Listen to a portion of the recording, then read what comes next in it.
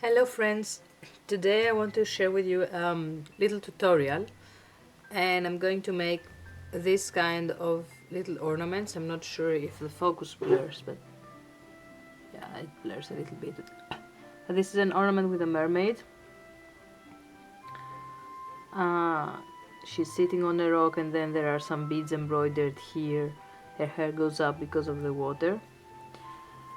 And these little ornaments are really cute, and you can use them to decorate a Christmas tree or for whatever kind of holiday decoration, or you can use it for the children's room, you can use it for Easter decorations, just to hang in your living room, whatever you want. And they are easy to make. What it takes is basically some patience.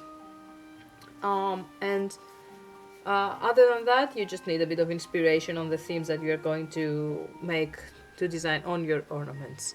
Today I'm using some small leftover pieces of felt that I have here. This is actually vegan felt, it's like acrylic fabric, and I'm going to make a round ornament out of it. So I'm just going to cut like approximately a circle shape here.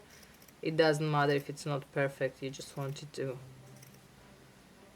make it quite big so you can fit the image that you want here.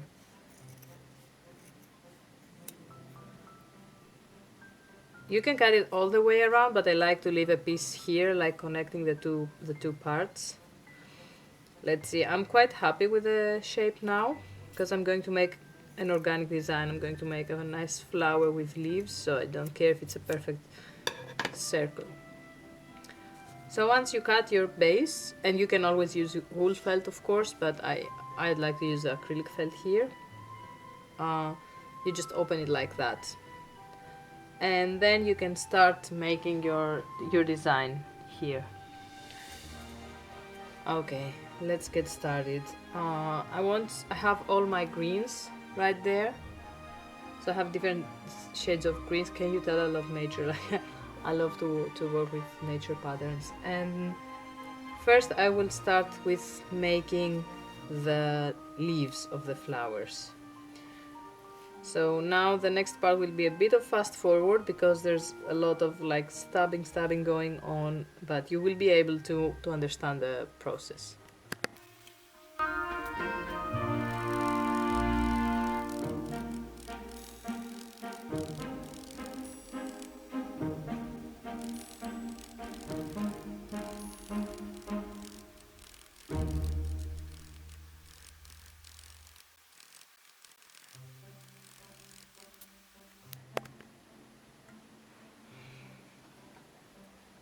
A few tips. Try not to felt too close to the edges, because then you will need to also make a blanket stitch or another kind of stitch around to connect the two parts basically. And another thing that will make your design interesting is to have different layers. So you will see, for example, here I just made the first leaf here. I will make more of them. And here I made like a rock that really sticks out here for the mermaid, and these are more flat, but then still you have leaves at the front and then leaves on top, and then the mermaid tail comes really more to the front. So don't be afraid to actually create some volume for your design, because it will make it even more interesting.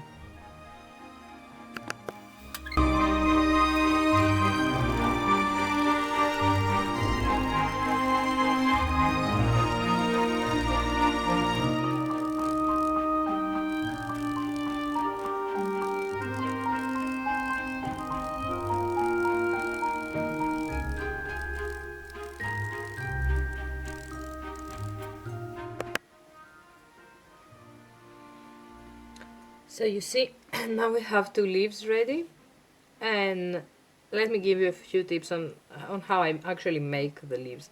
So you saw maybe I just take a piece of. Now let's take another color. So I just take the wool and I roughly shape it with my fingers. So if I want it to be a bit pointy there, and I want it to be more round here, I shape it like that, and then I put it in the place where I want on my tiny painting here, and then I start actually stabbing it into place, securing it into place with my needle. So you do a first few stabs, a first few securing movements. So that's how it looks after the first few stabs. It's already set into place, but of course you don't want it like that, because the shape you cannot really see it very well, and then you can see it's very easy to come off. So what you do, you keep stabbing until it actually becomes more dense, because that's what happens with wool. The needle felting needles have this special little like dots, basically bumps, and these bumps are the ones that make the fibers of the wool get felted. So you keep doing it, and if the shape looks strange at some point, so if you see that at a specific place it really doesn't follow the rest of the shape, what you do is very, very gently, because the needles break really easily, you can just take your wool and shift it to the place where you want where you want it to go. Never do what I'm actually doing now, because I'm needle felting in the air. But I'm doing it just to show you how it needs to be done. You will stab your fingers. I'm 100% sure of it. It has happened to me many times. I'm only doing it now to demonstrate. Always have your felting on the surface.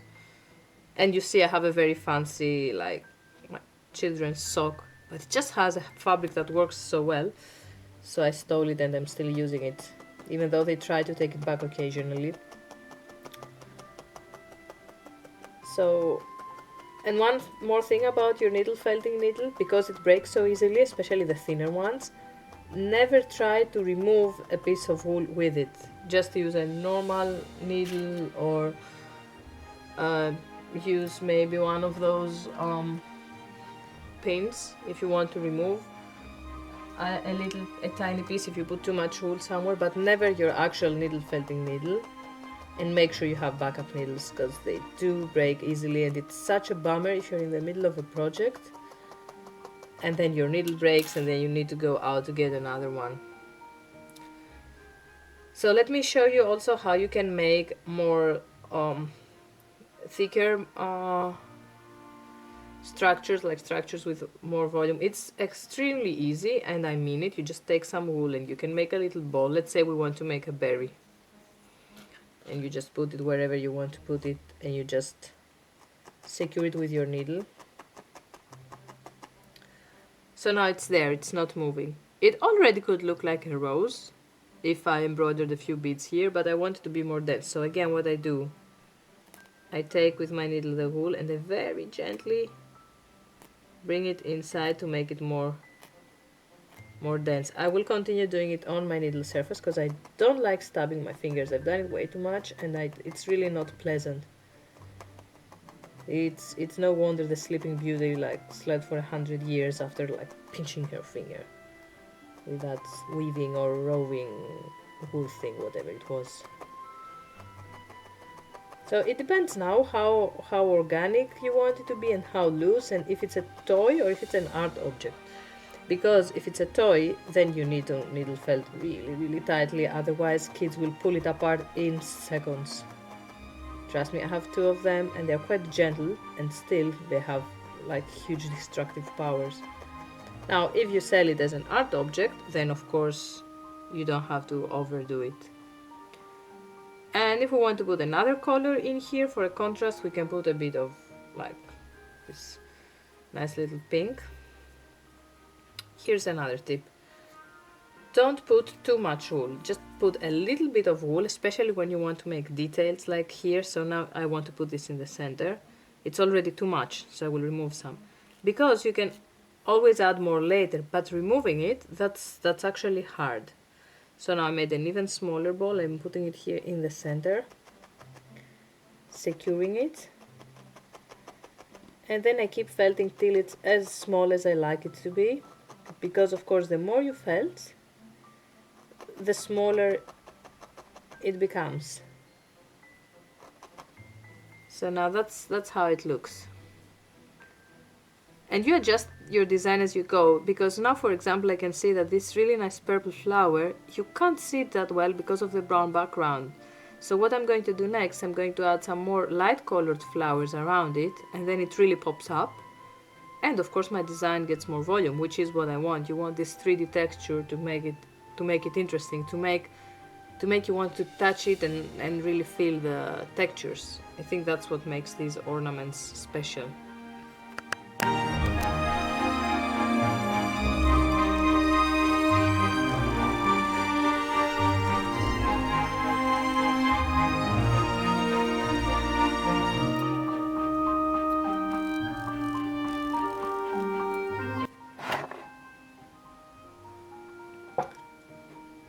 So this is how it looks now. I've added here also a little beetle thing to give it the volume. See, it's quite thick. And some more yellow flowers and red and these little ones here. And now my next plan is to embroider some beads on it to give it a bit more like different textures and make it a bit more interesting. And then it's time to fill it up. So let's see. I have my beads here. Let's see what colors would suit this one.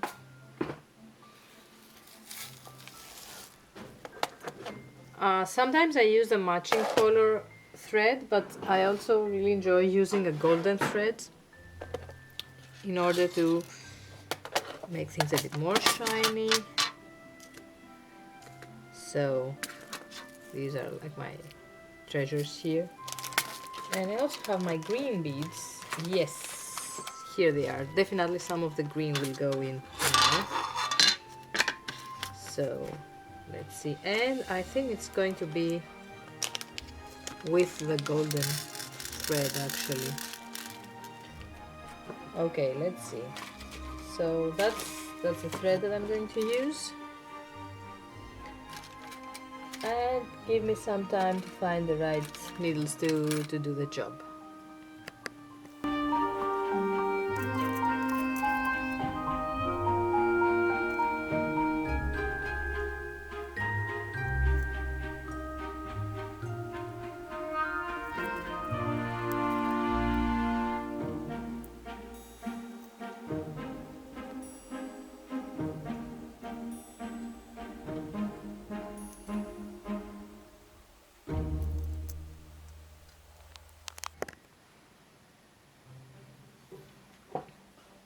Okay, now it's time to show you how I do the blanket stitch, which is super easy and I like the look of it as well. Just making a little ugly knot here. I don't care how it looks because it will be from the inside.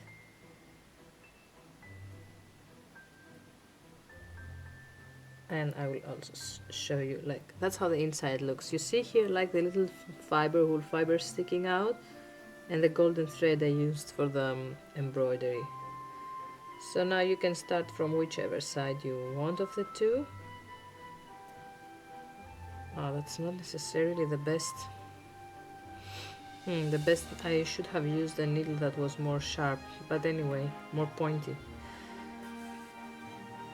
So now my knot is in here. See that? And now I will start the blanket stitch. Okay, so basically what you do with the blanket stitch, you go in here, come out from the other side, and then at that point you just pass your needle from the loop. See? And then you continue like that.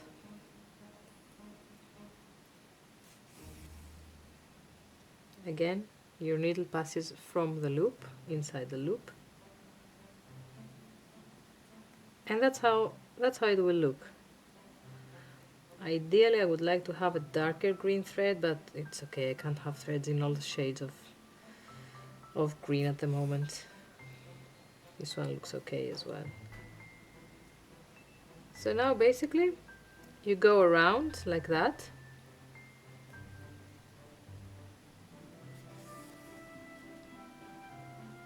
Again through the loop, you go around like that, and when you reach that point, you put in your filling. Let's do it let me go on, and then I will show you how I do the filling and the closing.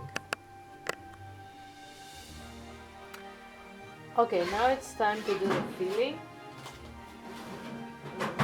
Fine, here it is. Just take a big nice chunk of cotton filling. That's cotton. You can also fill it with wool or acrylic or whatever, but if it's for kids, please make sure that it doesn't have all sorts of flame retarders, however they call them. I don't know. Anyway, not a shitload of chemicals in, okay? If it's just meant to hang on your wall or on your tree, it's not so important. So it's easy like that. You just stuff the thing and then you continue with your blanket stitch basically here, like that. You pick it up from where you left off. It's a bit harder now because you need to keep it. Oh, that was the wrong needle. Hey, you go away, you stay here. You're the one I need.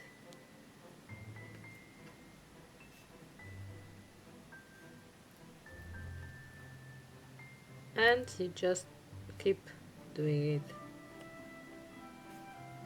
like that.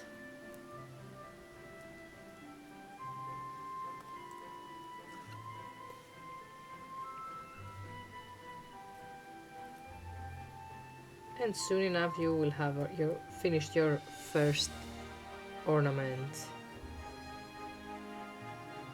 And these are really addictive. These are so much fun to make.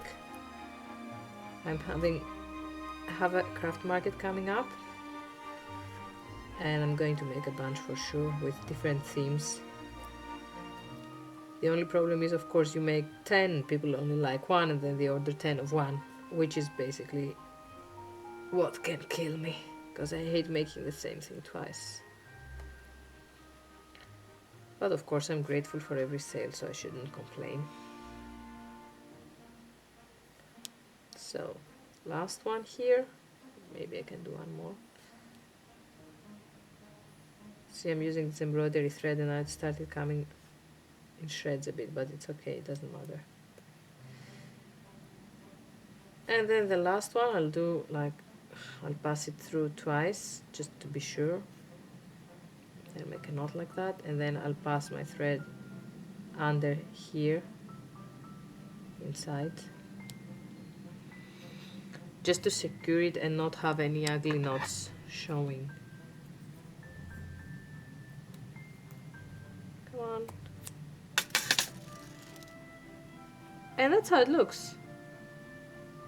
It's pretty cute, right? And then you can put a hanger there. I'll see now if I make it out of the golden thread so you don't really see it. It's transparent basically when it hangs, or out of the embroidery thread. And hopefully you will feel inspired to create one yourself, because you saw it's really not hard, it just takes some time and patience. And if you want ideas on where to find designs and images, I would suggest looking for folklore art. There are really nice designs there, but of course you can draw with your felt whatever you like, whatever you prefer. You can make your pet portrait or even your family portraits. And if you're too lazy to make one like this, you can always purchase them on my Etsy shop. I will put the address below so you can find it. I'm sorry if I sounded a bit deflated today. The truth is that the winter kind of snuck up on me, and I'm also quite sleep deprived because my youngest daughter is going through a horrible leap and sleep regression, and she's having the time of her life, but she never sleeps, so that's quite hard on everyone. But it's okay because crafting like fun little things does bring a smile on my face, and it's just a phase anyway. Thanks for watching and see you again soon.